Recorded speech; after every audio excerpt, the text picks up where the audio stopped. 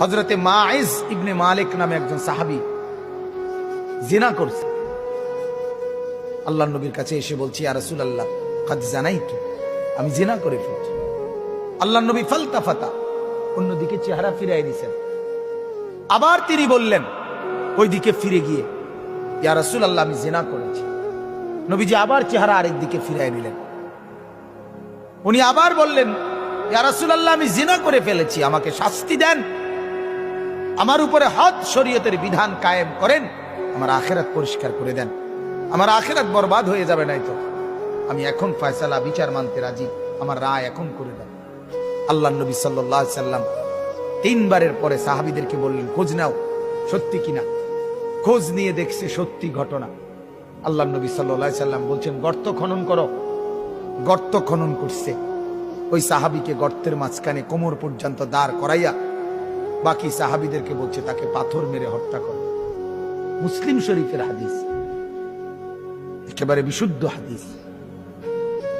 যখন পাথর মেরে হত্যা করছে, তখন পাথরের আঘাতের কারণে ওনার শরীর থেকে রক্তের ছিটা একজন সাহাবীর গায়ে আয়সা লাগছে।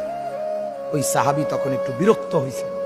বিরক্ত হইয়া বলছে, আহ, এক নাফরমানের রক্ত লাগবে, এক বদকারের রক্ত গায়ে লাগবে তো, মানে এরকম একটা বিরক্তি দেখাইছে। সাথে সাথে আল্লাহর নবী সাল্লাল্লাহু আলাইহি ওয়াসাল্লাম নবীজি বললেন, হে সাহাবী তুমি এটা কি বললা, কি বললা? আমার এই মায়েজ গোটা পৃথিবী যা জানতো না, নিজের অপরাধ নিজে স্বীকার করে, নিজের শাস্তি নিজে গ্রহণ করে তওবা করছে। এটাই তো তার শ্রেষ্ঠতম তওবা। আখিরাতের ভয়ে নিজেকে শাস্তির সামনে পেশ করে দিছে। আল্লাহর নবী তখন বললেন, লাকাদ তাবা তাওবাতান। আরে সাহাবীরা শোনো, আমার এই সাহাবী এই মুহূর্তে এমন তওবা করছে, এটা তার এমন তওবা, লাউ কুসিমাত জামিউল আরদি লা ওয়াসাত। যদি তার এই তওবা বাইটা বন্টন করে পৃথিবীর সমস্ত নাফরমানের গুনার মোকাবেলায় তার তওবা যদি বন্টন করে, আল্লাহ তাআলা সবাই মাফ করে দিবে।